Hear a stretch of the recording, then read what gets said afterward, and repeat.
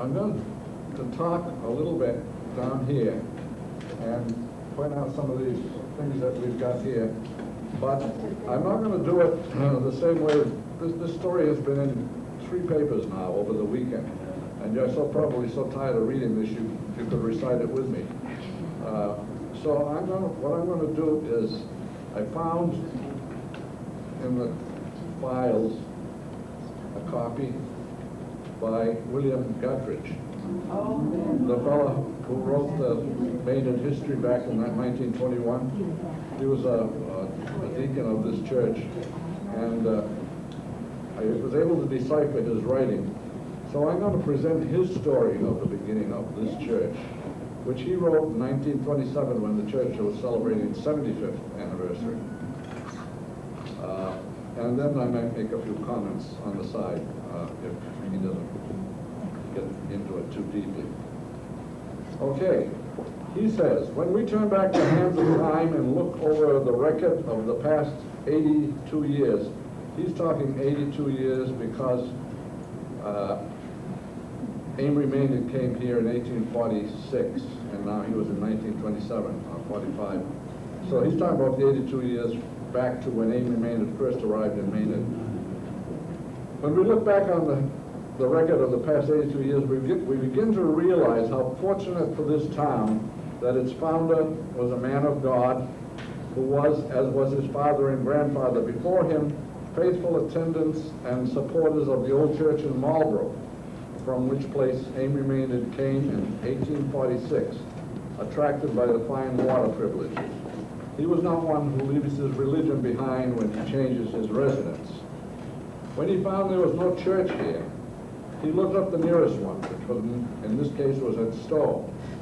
He was accustomed to hitch up his horses and take along as many as could be accommodated the 3 miles to the house of God, not only to worship, but to personally assist in the musical part of the exercises.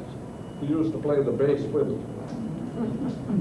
And that was, I guess, common in churches at that time because it gave kind of a support to what a little harmonium or whatever they were using for music. As the Assabet village grew and the railroad was built, no time was lost in starting a Sunday school in the new depot in 1850. Mr. Maynard was the superintendent, ably assisted by his good wife. And then this was followed by the Ladies' Benevolent Society, which has been of great assistance during these 75 years. And then soon a minister, Reverend George Frost, was engaged in August of 1850 to preach on Sunday, and that's in the railroad station.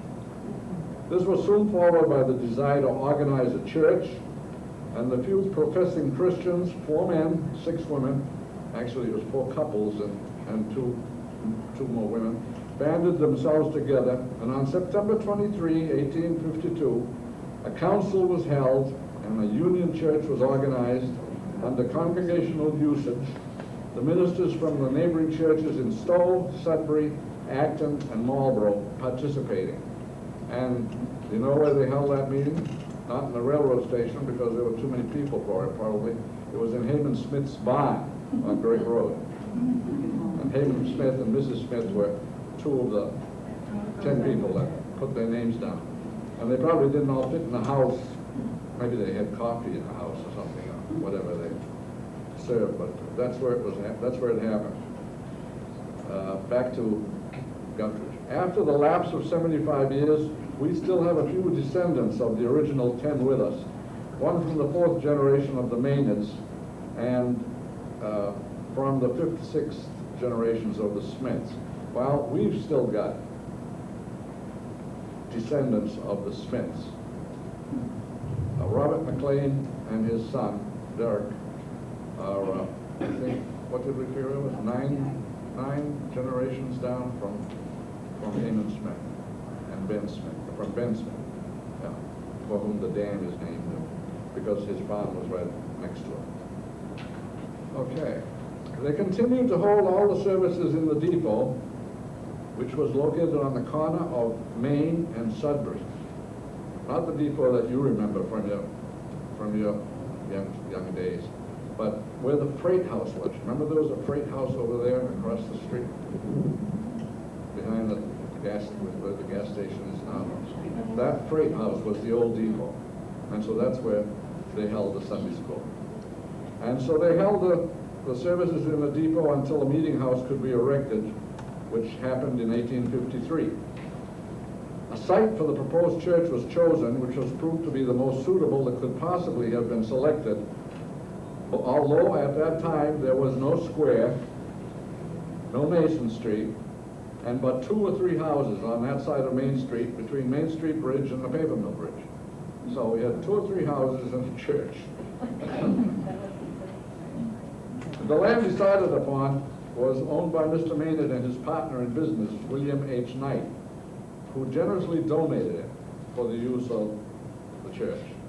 As we stand in the square today, this is now 1927, it is hard to realize that the church stood almost alone, and that when the writer was a boy and he climbed the large chestnut trees in the rear of the Masonic block and drank cool water from the old pump where Murphy's shoe store now stands. Does anybody know where Murphy's shoe store was in 1927? Beside Johnson's drugstore. Right where? Beside Johnson's drugstore. Okay. Same building. Same building. The one that burned, right? I guess. Where the telephone driveway is. Yeah. Okay. Okay. When the land was obtained, then came the struggle to finance the erection of a church. There was not sufficient wealth in the village available for the undertaking, but nevertheless they undertook the task. The Union Evangelical Society, sometimes called the parish, was formed for the purpose of including all the men who were interested, although as now some were not ready and willing to assist in the financial and business part of the undertaking. This was in harmony with the custom of the time in nearly all the Congregational churches, and it came about through the separation of church and state. Then he quotes somebody named Dexter, who must have been an authority of the time. As Dexter says, quote, "It came upon New England as a part of our Congregationalism when it was trying to adjust itself to the changes taking place and the breaking up on the connection between church and state. At first, the church and the state were so nearly one that the same officials acted for both. Naturally, the town assumed the expenses of the church. As the custom passed out, the ecclesiastical society was devised to take the place of the town in church matters.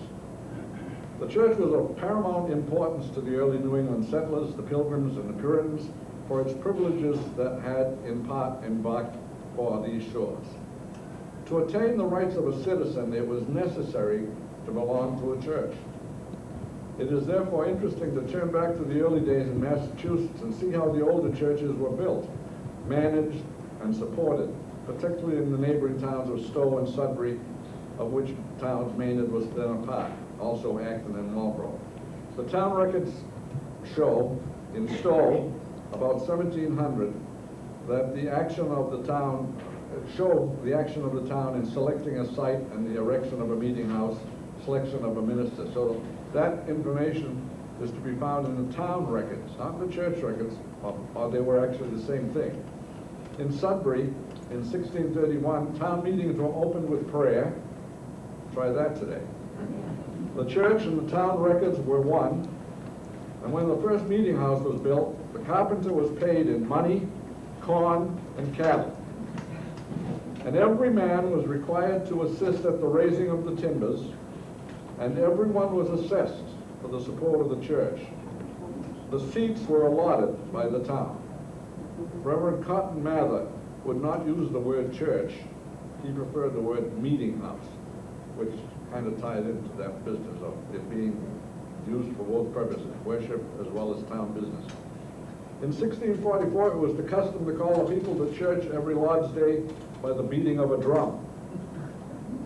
The drummer's salary was 20 shillings per year.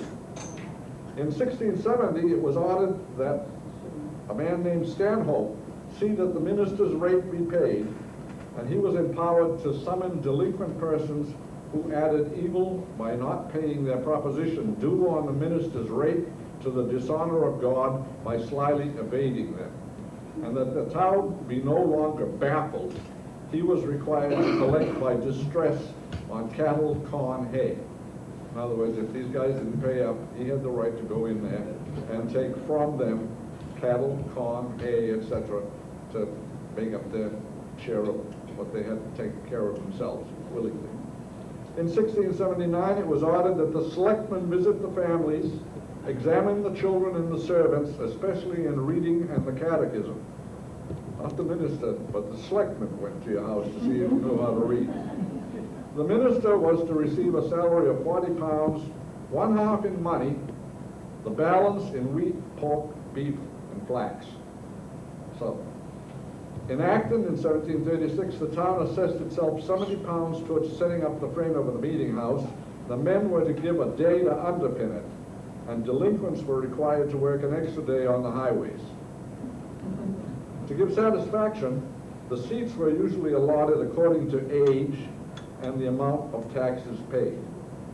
So the minister's salary was 70 pounds and was to rise or fall with the cost of the necessities of life. That's interesting. Way back then, it's tied into the inflation rate. A list of prices was agreed upon. It included flour, pork, beef, sugar, butter, cotton, and rum. In Marlborough, the minister's salary was 30 pounds with wood and diet, also the milk, and 1/2 the calves of 2 cows. Get that again? His salary was 30 pounds plus wood and diet, also the milk, and 1/2 the calves of 2 cows. When the two-headed calf, what would happen? I don't know. When the wood was delivered, the teamster was to get a glass of delicious flip to be delivered by the pastor's good-natured wife. And the flip was a mixture of spirits, stirred and heated with a hot iron. I like the hot toddy. Okay. In those days, the sermons were at least 1 hour long and were timed by the turning of an hourglass. Now, it gets back to his time, his memories. In 1863, when I came here to Assabet Village, there was the morning service at 10:30, Sunday school at 12, and another preaching service at 1:30. And during the interval between the services, it was customary for the men who waited over and ate their lunch to gather in the horse sheds, which were out behind the church, and exchange the news. And they became known as the horse shed class of the Sunday school. And at 6:30, there was a prayer, so it was an all-day affair. Midweek service every Wednesday evening, and then following the revival of 1871, which we'll hear about later, a young people's meeting on Friday evenings. I have shown how the old customs led us gradually through the parish system to the full control, both financial and spiritual, of the present-day Congregational Church. This changeover we have just completed after the lapse of 75 years, and we trust the unification of our forces in the church will prove highly satisfactory. At our meeting on August 10th, 1927, a constitution and bylaws were adopted and a full list of officers chosen who we trust you will all be glad to assist in the work of building up and sustaining the church. So that's the way the Congregational Church works now. There are 2 boards. There is a board called trustees, which takes care of all the building and all the problems that may arise. And then there is board of deacons who take care of matters spiritual. And up until that time, this society, which they had started way back there, did all the work of the trustees. They took care of paying the bills, etc.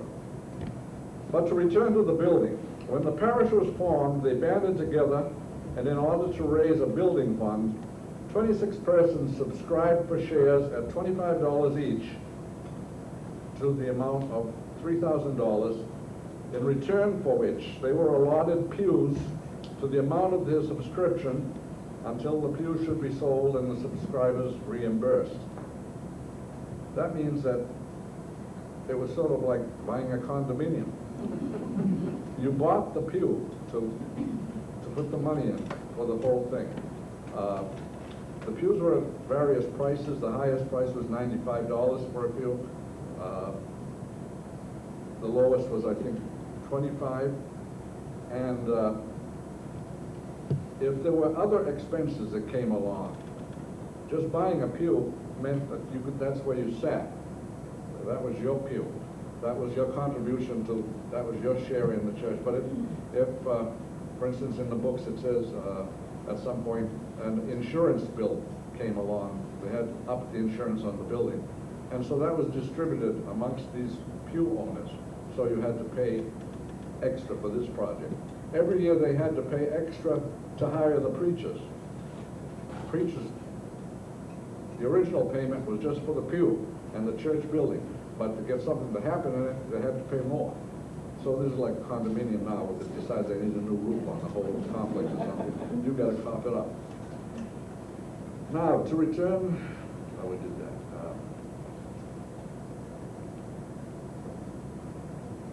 52 pews was approved and sold, the highest price being $95. But the most desirable brought a premium in addition, in order that all pews should be disposed of, some persons purchased more than one. And we've got records here showing who exactly the people were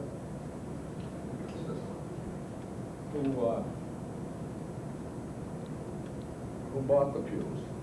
And when you look at it, you find that Amory Maynard bought 16 of them because they didn't sell. And they needed the money, so Amory dug deep, and he had 16. Also, they had to have a place for people who were just coming into church to sit. You know, if everybody says, this is my bench, and this is my bench, where are these people going to sit? So Amory bought 16 of them.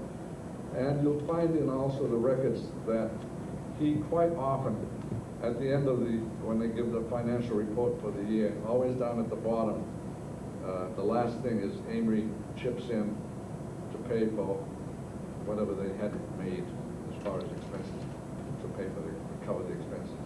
So he was very, very generous. Some of the other, Heyman Smith and a few of the others also put in some kind of a larger figure than everybody else, but Amory covered the debt of the church probably his whole lifetime. Very, very generous.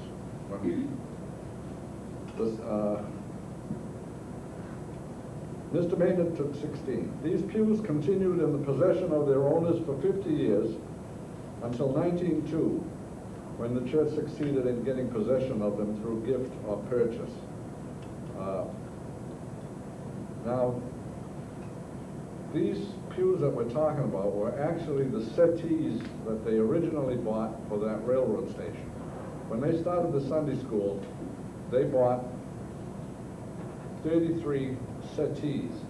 And when I asked the guy at the Massachusetts Congregational Historical Library what a settee was, he didn't exactly know, but he said, well, I know it's not a pew, so it must have been a bench. So we come to the conclusion that it's a bench of maybe 6 feet long with maybe a spindle back on it, you know, and a hand place on either end, you know, like that sort of thing. And they came in various lengths. And so when they built the church and started to furnish it, they dragged those pews over from the railroad station, and that's what they had here. And then in 1902, they got rid of those.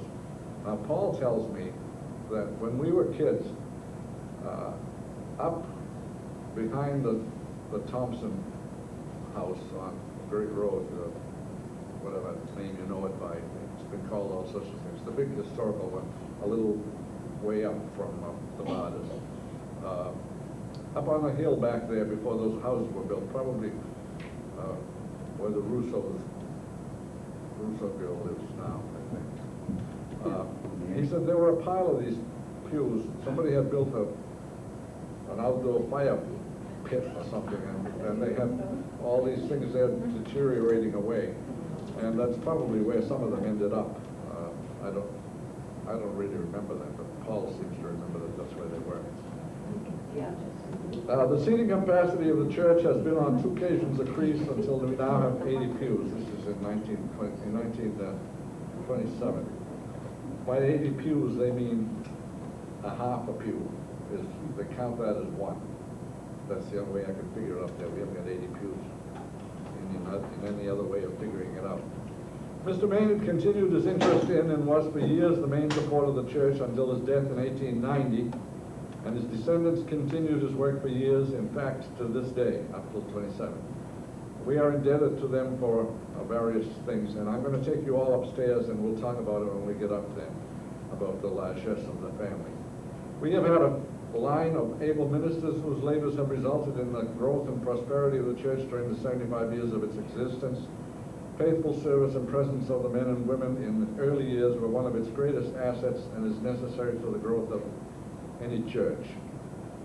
And then he talks about the fact that, come on guys, you're not trying hard enough. With this wonderful past, you know, we're supposed to keep going, and it's just a pep talk from there to the end of the thing, so I won't get into that. Then there's a few things that he never mentions here that I'd just like to point out. When they formed the church, they were, the first thing they had to do in a congregational church was to make a covenant. They had to sit down and say, it's like a business plan nowadays. What are we striving to do? And so in a congregational church, they make articles of faith and then a covenant. And this covenant really get down to the basics.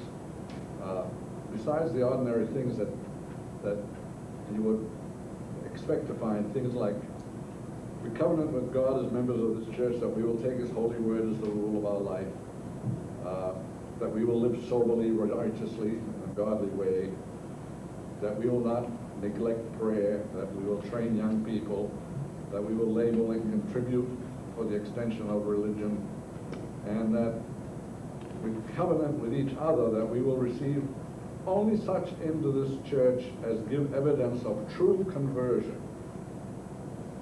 That's kind of laying it on the line, you know. True conversion, you can join us. That we will endeavor to promote mutual edification to help the unity of the Spirit, etc. That we will comfort each other, that we will instruct them that are ignorant and encourage each other in the ways of piety. And then very interestingly it says, and that we will admonish those who are guilty of the sins of tale-bearing, backbiting, and censoriousness. And they put it down right in black and white. And a very interesting thing happens about, maybe 10 years as they get into the thing. A new minister comes to town, and one of the original people, whose name happens to be Henry Wilder, doesn't like this minister very well. He has relatives in the town where the minister came from, and relatives always are great sources of information. And so he gets all this information about what this guy is like, and he decides he's not for me. And then there's ill will between the two of them. And then one Sunday morning when the minister's coming in front of all the people, Henry Wilder says, and who are you going to damn to hell this morning? Evidently it was the minister's habit to point out some of the faults of his congregation. And the minister was very, very hurt by this and demanded an apology, and Henry said, no way. And they brought it to the council of the church 2 times in the next week or two, asking him to please apologize. And he said, no, he's not going to apologize. So they excommunicated him. But he's the only person that I know of that in a Protestant church has been excommunicated. But all that meant in this church was that he simply couldn't come in and receive communion anymore. So he went down the street and joined the Methodists. And then a couple of months later, when this minister was going to be installed here, which is a ceremony that congregations go through, the ministers from the surrounding towns come in and the man is installed, the Methodist minister wrote a letter on behalf of Henry, pointing out all the faults of this guy that was supposed to be installed that morning. And when the time came, Henry stood up at the meeting and said, I object to his being installed. So all these ministers had to get together and say, well, this is silly, you know, we're going to install him anyway, and this guy's. So he left with his wife and 2 girls. But that was just a little side story. I'll tell that one upstairs when we get something to talk about. Then we had a lady, a girl, who was born in Kentucky in 1848, and when she was a year old, her father died of cholera. And the mother took her and her little sister and brother to South Acton, and they lived on Conan Street with their grandparents, who were of the name Conan. And then when she got there, when she was 3 years old, her mother died of consumption. And so the grandmother and grandfather raised her as one of their own children. She worked hard. She was a very smart girl. She got good grades. She knew that she wanted to become a teacher. And so when she was 16, she was hired here to Assabet Valley Dame School, wherever that was. And while she was teaching there, the little brother came home from the Civil War and soon died of consumption. And then the next year, she joined this church and lived with the minister's family. And she stayed here for 3 years. She taught Sunday school. And then when her grandfather died, she got enough money to go to a normal school and became a teacher, but also applied to the Congregational Board of Foreign Missions, and they sent her to southeast Turkey when she was 25 years old. And for 5 years she taught there in a town named Aintab, and she recruited girls from the Armenian families in the surrounding towns and villages. Now the Armenians at that time in Turkey were a minority, and one winter when she was working all alone in the city of Orfa, she organized and ran a high school for girls. By 1879, she had caught consumption, and she didn't know that her sister back home had just died of consumption. And she came back to the United States, and she stayed 4 years in Colorado. That was, the fresh air was the way it was handled back in those days. And when she recovered from the lung disease, she went back to Turkey to teach at that girls' college. And she stayed there for 9 years until the political things, you know, that was when the Armenians the Turks were starting to do away with all the Armenians. And for 15 years she stayed there with the Armenian people, running relief work, sheltering people, organizing 2 orphanages, running a cottage industry for the 1,500 widows, and supervised 2,000 children, ran small farms for them. And when the massacre of the Armenian people spread to the area, she tried to get word to the mission board to get help, but no help came. And she realized that her own health was failing, so she just couldn't go on. So at 62 years of age, she came back to the United States. She arrived in Boston in May of 1910, and she died 10 years later. And there is quite a story on her. And she came from this church. Roy, what was her name? Corinna Shattuck. Corinna Shattuck. 3 young men from this church went into the ministry. One was Alexander Sloan, who was born in New York City in '65, and somehow the family came to Maynard, I suppose, in search of work, and he joined this church and got the bug to go into the ministry. And he graduated from Williams College and Andover Theological Seminary, and was ordained in Groveland, and he lived to be 71. Then there was another fellow about the same time, Christopher Walter Collier. He was born in England in 1866, and he came here, and in the back of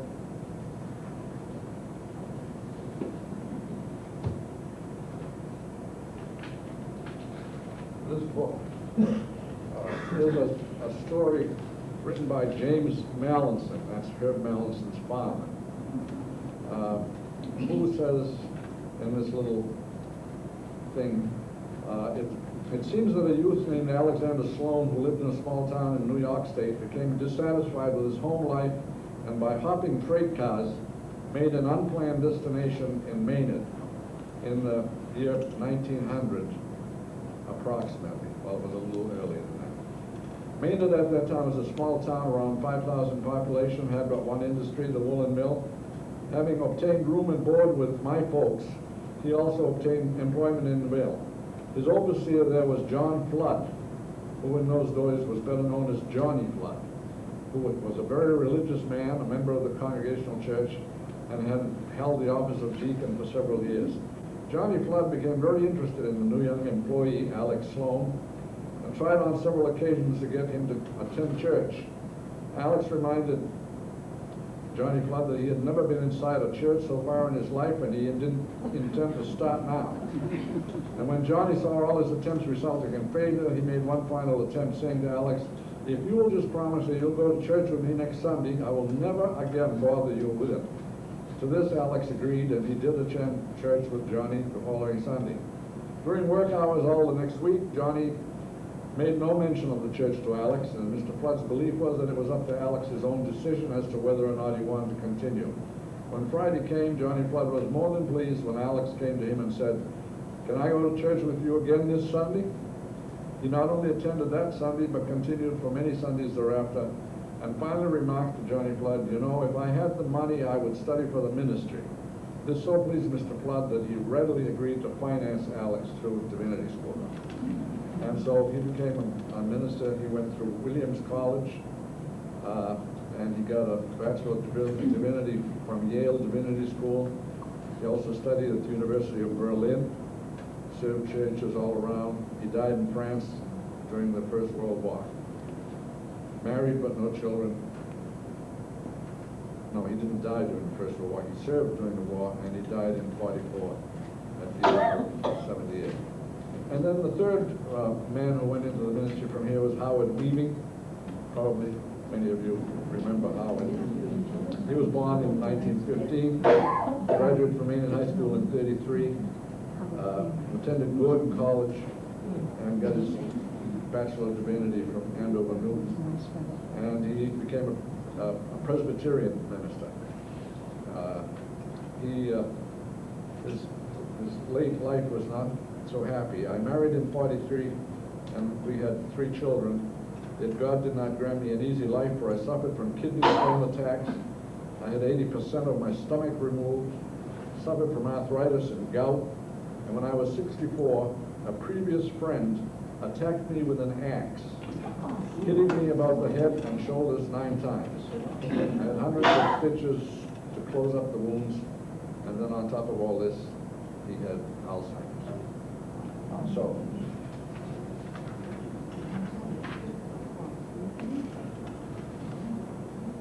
and then I think one more thing, and that is this little book.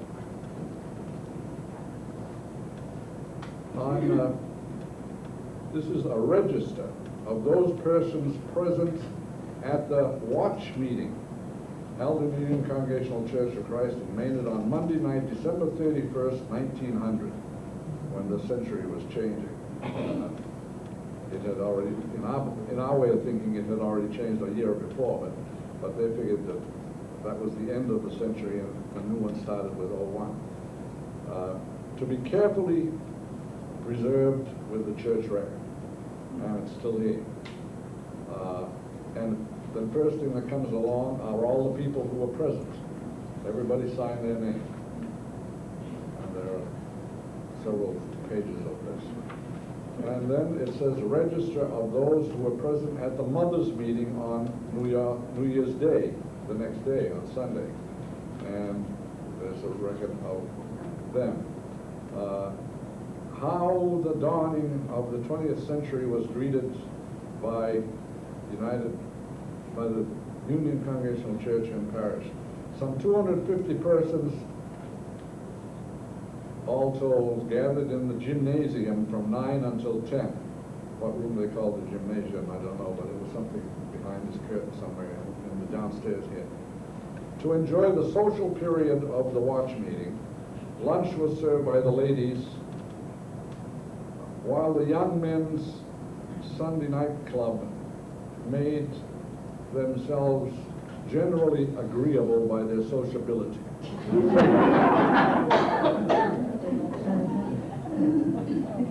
Mrs. John McCleary directed the ministrations of the ladies. I guess she was in charge of the kitchen. At 10, all repaired to the vestry to enjoy the praise period of the 3-hour service. What a way to start the new year, right? This, from 10 to 11, was in charge of the young people's group, and Brother Charles Merrill conducted the meeting. Well, anyway, it goes through, and then at 11 o'clock, they go into the church and they have an hour's service. And then to finish it off, they go out on the lawn at 12 midnight, and they sing "Nearer My God" to the accompaniment of Mr. John Bache on his trumpet. So that kind of awakes the thing. And then on the back page it said, "The Lord bless and something those into whose hand they may fall on January 1st, 2000. So they kind of send it to the church as a message. Okay. We've talked about that.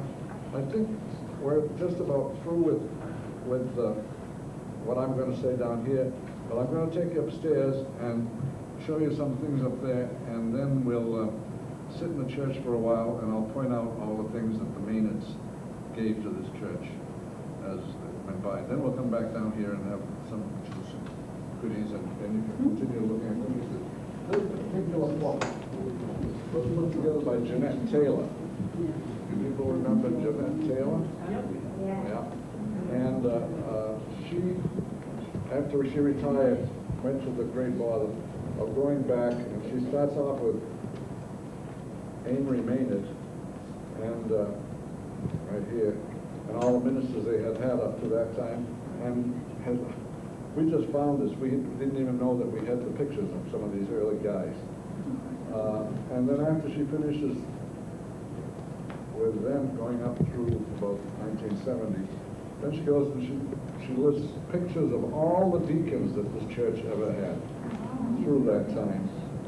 And then she takes the music people of the church from as far back as she can find, and then she takes the Sunday school superintendents, and finally she has some pictures of some of the classes, and she also has a page in here on fun times, picnics, etc. When people went to Sunday school class, they got dressed up. And they weren't very big classes, so obviously they got a lot done. And here's one of another Sunday school class, and here's another one. So it was quite a, this book is well worth looking at. These other books are just records of the various things I've talked about. Here, we'll talk about a bell when we get upstairs, when they buy a bell in 1855, and there's the bill, or it's a copy of it. It cost $439 a ton, and it weighed 1,255 pounds. What year was that? 55. They Yeah, came from Commercial Street, so I presume it was Boston. Oh, I would guess it was Boston. This is a copy of the contract to purchase the pew. Very official, with a seal, notarized. So it was a really state function. You know, this is like a share in a company. And then there's, in consideration of $1 and other valuable consideration to me, paid by the Evangelical Union Society of Maynard, I do hereby transfer, sell, and convey to said society all my right, title, and interest in pew number 9, to have and to hold to the said society and their signs forever. This is in 1902, when they decided that people shouldn't own them and privately own. So that was the way they got them back to the church. They either paid the people their money back, or they accepted the pew as a gift from the people. And then here's a letter saying, Mr. Guttridge, dear sir, enclosed please find deed of pew number 63 in the Congregational Church, also the unfilled envelopes. The society can consider them canceled for the ensuing year, and et cetera, et cetera. And this is by Mrs. J.B. Lord, and that's how she returned her pew. Okay, so why don't we go up these stairs and right into the church, and then sit down front somewhere, and I'll talk to you a little bit about what we have up there, and then we'll go out through the hall. You can look at the case that's up at the top of the stairs, has some more historical stuff. We'll go down the hallway. On the wall on the hallway are 2 pictures of what the inside of the front of the church looked like, and then we'll go into the church parlor and look at the stained glass window in there, and then we'll come back down here. Okay? So just follow me.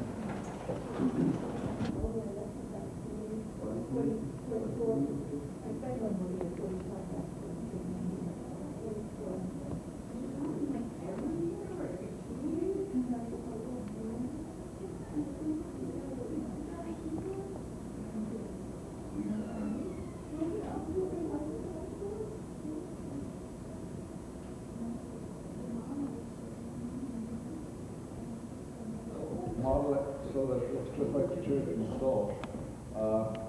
And it only had 3 windows, 1, 2, 3. So the church ended here. That was about the size of it. And the back wall was right here. That was the outside wall, okay? And the windows were plain glass. It was heated by, there must have been some kind of a stove or a boiler that was heated by coal, and one of the big expenses those first years were candles. So the services were held mostly during the daytime, so probably for the fact that there wasn't very good light to begin with, and it was probably not very warm. Then the next thing that Amory did was he bought some kind of a small organ, and they put it up in that balcony where the organ is now. That's not the one, but they put up a small organ up there, and the choir was there. And the wall was here, and there was probably a little platform here where the minister stood. And very, very, they used to say this is a colonial church. Well, it probably looked colonial because the settees were the things that people sat on, and the walls were probably very, very bare. But then they had some great growth in the first few years, and so by the late 60s they need more space to put in more pews for more people. So we have a bill downstairs, and a guy comes over from South Acton and talks with the people, and they decided to extend the church so they can get at least 10 more pews in. And the question is, do we take the back wall, tear it down, and build out here, build an extension?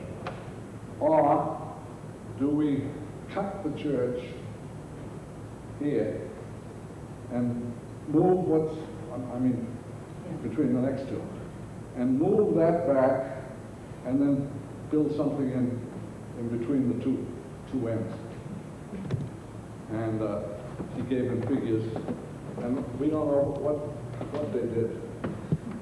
They did one or the other. But anyway, they extended the church up to here. And the back wall then was here. And there was a platform here, and that pulpit that's right under that little window sat on the thing. And that little altar communion table there with the fancy work on it sat here underneath it. And there was probably a cross on it. And so then by the time they got to 1902, they installed these pews. That's when they bought the rights back from the people. And they got rid of the settees. I think they put them into another building I'll tell you about later. And they got these old pews, and these have been here ever since. And when they put these in, that was the beginning of the end of the colonial look in the church, because now we get into a Victorian look. Then bell, like we talked about, bell went into the tower, that organ up there. And then in about 1883, Amory decided to put in a good organ, not the little dinky-dink thing. And so they built an extension onto this church. And they went like this, but even further back. And the organ keys were here, and there were organ pipes, like this. And the works of the organ, all the bellows and everything else, were behind that wall in what is now a storage closet. And there was a door from each side to get into, help repair the organ. And also, since it was 1883 and we didn't have electricity yet in Maynard at that time, it had to be hand pumped to get the air into the thing. And then when it got at that time they had gas lights in here, because gas had come to Maynard. And then about the turn of the century, electricity came in. The mill started to make electricity for the town as well as for itself. And so then that organ was electrified eventually, so that the kid didn't have to pump it. And then when there's a picture up there that we'll look at, when that happened, there was a little low wall came across here. The minister was still there, walls were still there, and the choir sat up here behind the minister in chairs facing this way, and the organist sat back here, and that's the way it was for years and years and years. In 1890, Amory died, probably leaving his money. He had two sons, William and Lorenzo. Probably left it equally, I don't know. But Lorenzo ended up with a lot of money. And he had already made a lot of money because he was running the mill after his father had retired. And so after his father died, he decided to give some memorials in his father's name. And so he gave the stained glass windows on these walls here. He had 4 daughters, all of whom died. 2 of them died as little children, 2 years or something. The 3rd daughter lived till she was about 19, and the 4th daughter lived enough to marry, but she died at 35. And so these 4 windows are in their memory, and if it were daylight, you could see that their names appear here. Vicky, Maynard. There's 4 of them. Then when his mother and father died, he gave stained glass windows, and he put them into these side walls. Now they were outside walls, because when they built this extension, it went just the way you see it here. The old church wall is still here, and then so those windows were there. Then around 1960 somewhere, when the church had celebrated its 100th in 52, they began a project, a big project, to build that fellowship hall wing that we've been in tonight. All these offices and chapels and everything else that we'll see. And when they did that, these two walls were no longer outside walls. So there was no light coming through the window. They looked like these do, even darker. There was not even a little bit of light that you see there, something like that. And so they were covered over with red drapes. And they sat that way for who knows how long. Then, in '60, we had a lady in the church die and left some substantial amount of money. And at that time, I had come into the picture by that time. Now, there had always been a choir director and an organist. When I came, I took over both jobs. So I sat up there with my back to these people who were now sitting in pews that went this way. When they celebrated the 100th, they took the darkness out of here, all the dark woodwork, and they made it light. And they took that wall out of here. But they put the pews this way, so that the two parts of the choir were facing. And that was an impossible situation because I was behind another wall looking the further away. So we moved the organ up there, and so that's where the choir went. Well, when we did that, now the congregation for the next 30 years stared at empty pews. It was just empty pews that took up a lot of space. And the only space to do a wedding was between those, was about this wide an area, about this far. And, you know, big wedding parties, everything was very, very cramped and everything. So when we got to this anniversary, some years ago, we started talking about what could possibly be done. And so those windows were taken out and refurbished and placed here into this back wall. All the pews were taken out, floor was finished differently. A new altar was built. And so this is what we kind of here.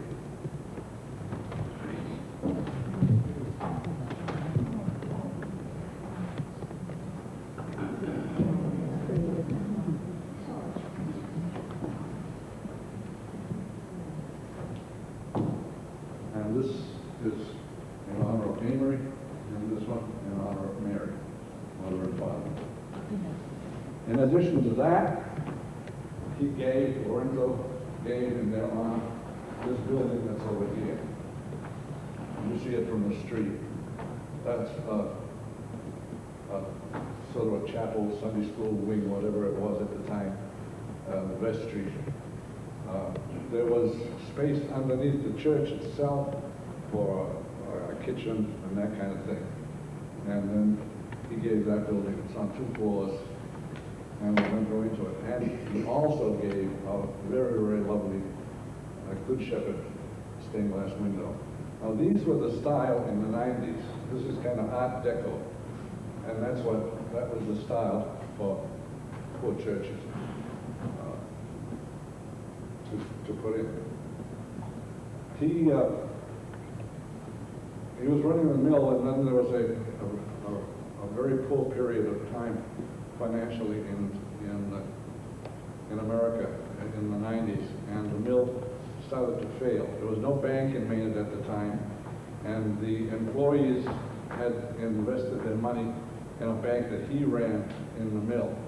He took their money and kept the books and paid a little interest and tried to be a bank.